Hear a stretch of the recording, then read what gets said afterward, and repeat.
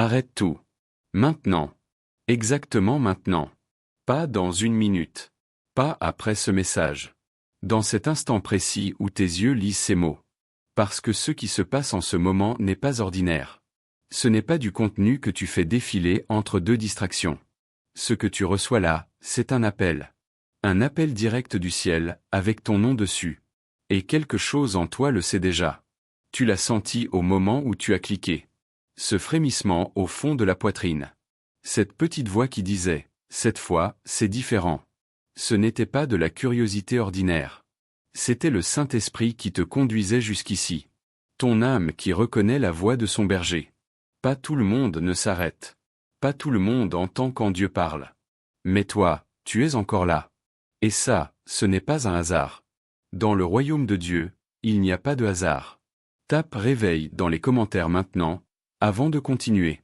Parce que quand tu l'écriras, tu feras une déclaration de foi. Tu diras à Dieu, à toi-même, à tout ce qui te regarde en ce moment, je suis prêt. J'entends ta voix.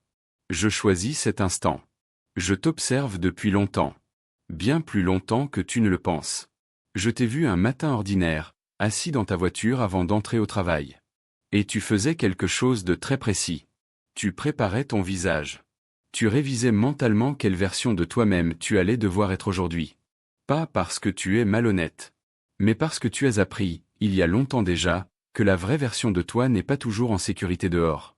Alors tu assembles la version acceptable. Celle qui ne fait pas de vagues. Celle qui sourit quand il faut sourire. Qui hoche la tête quand il faut hocher la tête.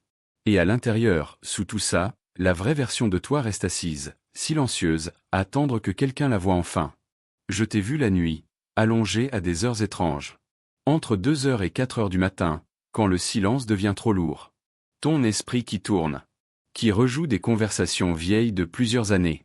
Qui calcule combien de temps ton argent peut encore tenir. Qui pense aux gens que tu aimes et se demande s'ils te connaissent vraiment.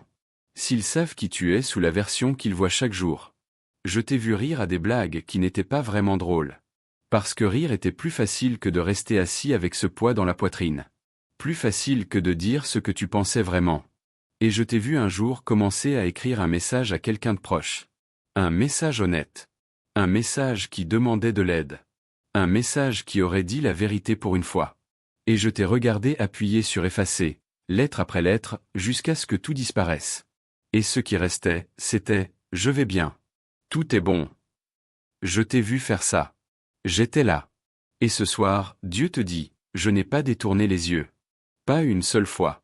Ce que tu traverses depuis des années, cette fatigue profonde qui ne part pas même après une bonne nuit de sommeil, ce sentiment que ta vie est décalée par rapport à ce qu'elle devrait être, ce n'est pas de la malchance. Ce n'est pas une punition. Ce n'est pas le signe que Dieu t'a oublié. La Bible dit en Éphésiens 6 que notre combat n'est pas contre la chair et le sang, mais contre les principautés, contre les puissances, contre les princes des ténèbres de ce siècle. Il y a un adversaire réel. Et cet adversaire c'est exactement ce que tu deviendrais si tu te réveillais pleinement à l'identité que Dieu t'a donnée. Alors il a tout mis en œuvre pour t'en empêcher. C'est pour ça que tes prières semblaient parfois rebondir contre le plafond. C'est pour ça que certaines relations te drainent plutôt qu'elles ne te nourrissent. C'est pour ça que tu travailles si dur, que tu donnes tant, et que tu te retrouves pourtant au même endroit encore et encore. L'ennemi ne t'a pas attaqué parce que tu es faible. Il t'a attaqué parce que tu es dangereux pour son royaume. Il ne s'est pas opposé à toi parce que tu es insignifiant. Il s'est mobilisé contre toi parce que Dieu a mis en toi quelque chose qu'il craint. Mais la parole de Dieu dit en Romains 8, « Si Dieu est pour nous, qui sera contre nous ?» Et ce soir, Dieu est pour toi. Peut-être qu'en ce moment, tu ressens quelque chose dans ta poitrine. Une chaleur. Un apaisement inattendu. Une paix qui dépasse toute compréhension, comme le décrit Philippiens 4. Ce n'est pas de l'imagination. C'est le Saint-Esprit qui témoigne avec ton esprit. Ne le banalise pas. Ne le mets pas de côté.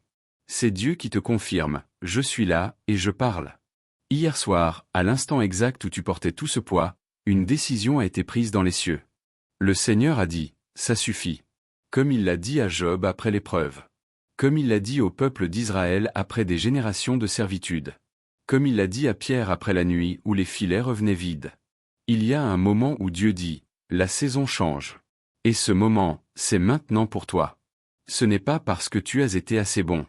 Pas parce que tu as accompli suffisamment de choses. Pas parce que tu mérites cela plus qu'un autre. C'est parce que la grâce de Dieu ne s'achète pas. Elle se reçoit.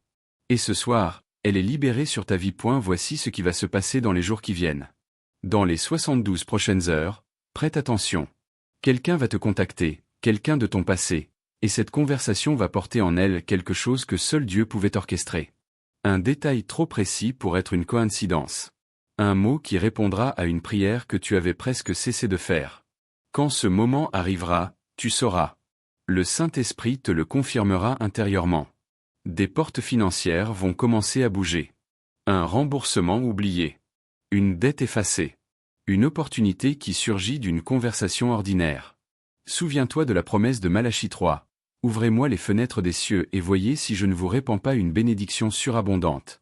Dieu tient ses promesses. Toujours. Et dans les 7 prochains jours, il y aura un moment de clarté spirituelle. Le Saint-Esprit va t'éclairer sur quelque chose que tu n'avais pas compris sur toi-même ou sur ta situation. Quelque chose va se déposer dans ton cœur avec une précision qui ne peut venir que d'en haut. Comme Jésus l'a promis en Jean 16, le Saint-Esprit vous guidera vers toute la vérité. Mais je dois te préparer à ce qui vient ensuite. Parce que l'ennemi ne capitule pas sans résistance.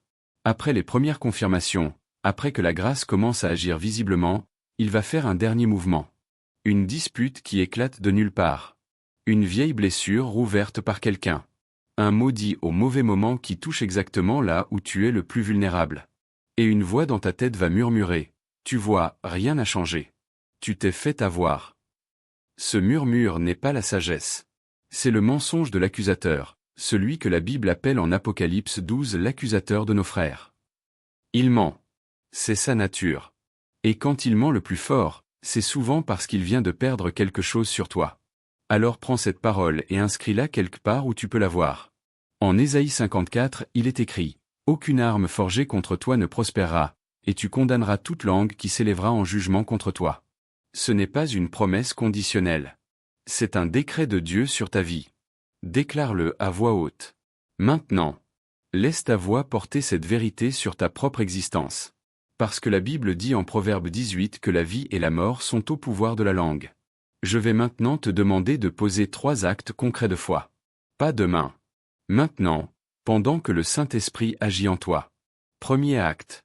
Ferme 3 portes. Pense à 3 relations, 3 situations, 3 schémas répétitifs que tu sais, dans ton cœur, ne plus servir la volonté de Dieu pour ta vie. Que tu maintiens par habitude, par peur, ou parce que tu ne sais pas comment t'en défaire. La Bible dit en 2 Corinthiens 6, « Ne soyez pas inégalement attelés avec les incrédules. » Toute association qui t'éloigne de Dieu mérite d'être examinée.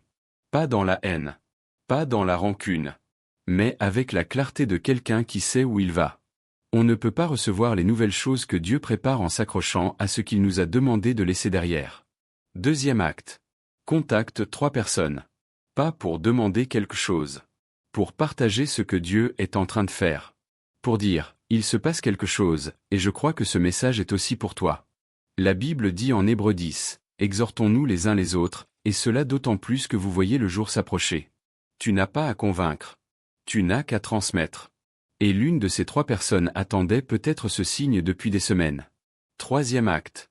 Engage-toi envers une action que tu repousses depuis trop longtemps par peur. Tu sais laquelle. Elle t'est venue à l'esprit avant même que je finisse cette phrase. La Bible dit en 2 Timothée 1, Dieu ne nous a pas donné un esprit de timidité, mais un esprit de force, d'amour et de sagesse. La peur n'est pas de Dieu. Et cette action que tu repousses depuis des mois, Dieu t'a déjà équipé pour la poser. Dis-le dans les commentaires. Pas les détails. Juste le domaine. Parce que quand tu le déclares, quelque chose se scelle dans le monde spirituel. Laisse-moi te montrer 2 futurs. Les 2 sont possibles. Et toi seul choisis lequel devient réel. Dans le premier futur, tu fermes cette vidéo. Tu as ressenti quelque chose, peut-être même que tu t'es ému. Mais demain arrive avec ses exigences. Dans une semaine, c'est un souvenir flou. Dans un mois, tu ne sais plus bien ce que tu as entendu. Dans un an, tu n'y penses plus. Et dans 3 ans, tu es assis à peu près à la même place qu'aujourd'hui. Portant les mêmes fardeaux. Gérant le même masque. Te demandant toujours si ça changera vraiment un jour. Dans le deuxième futur, tu reconnais ce moment pour ce qu'il est. Une convocation divine. Un rendez-vous que Dieu avait placé sur ton chemin bien avant aujourd'hui. Tu fermes les 3 portes. Tu contactes les 3 personnes. Tu poses cet acte de foi. Et tu regardes ce que Dieu fait quand on avance dans l'obéissance. Dans les 72 heures, une confirmation. Dans les 3 semaines, une autre. Dans les 3 mois, tu peux tracer une ligne claire entre ce soir et un changement réel dans ta vie. Les gens autour de toi remarquent quelque chose. Pas parce que tu leur as expliqué, mais parce que ce qui est en toi a changé. Et tu commences à témoigner. À raconter cette nuit où tu aurais pu passer à autre chose, mais où tu as choisi de rester. Dans 3 ans, dans ce deuxième futur, ta vie ne ressemble plus à aujourd'hui. Pas parce que tu as tout réussi parfaitement, mais parce que tu as dit oui à Dieu à un moment clé. Et Dieu a fait le reste. Les 2 futurs existent maintenant. Lequel choisis-tu? Alors je te pose la question directement. Est-ce que tu vas traiter ça comme du contenu? Ou est-ce que tu vas le recevoir comme un appel de Dieu? Réponds dans les commentaires. Dis oui. Dis je reçois. Prophétise sur ta propre vie. Parce que la Bible dit en Romains 10, c'est en croyant du cœur qu'on parvient à la justice, et c'est en confessant de la bouche qu'on parvient au salut. Ta confession compte. Ta déclaration compte. Tes mots parlés dans la foi ont un poids que tu ne mesures pas encore. Ce message se termine. Mais quelque chose a été allumé en toi qui ne peut pas être éteint. Tu es venu à ce moment d'une certaine façon. Tu ne peux pas en repartir de la même façon. Le Saint-Esprit a touché quelque chose. Et ce que Dieu commence, il le termine. Philippiens 1 le dit clairement.